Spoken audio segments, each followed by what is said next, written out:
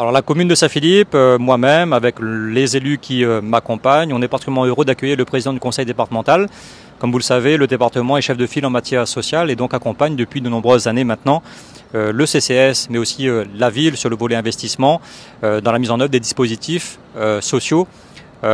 J'ai en tête le portage de repas à domicile, puisque nous inaugurons aujourd'hui le véhicule itinérant qui sera utilisé dans le cadre de l'acheminement des repas en direction d'une centaine de familles de Saint-Philippe à peu près.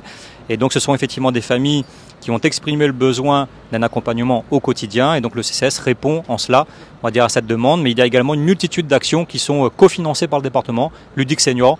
L'objectif étant de sortir de la sédentarité, notamment les personnes les plus âgées du territoire, mais pas que.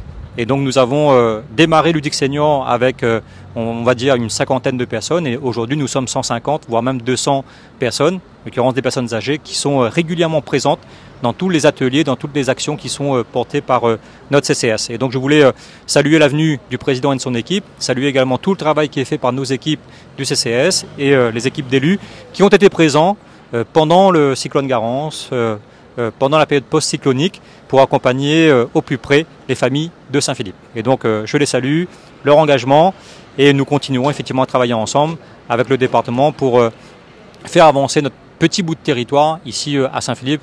Comme nous dit très souvent, nous l'est pas plus, nous l'est pas moins.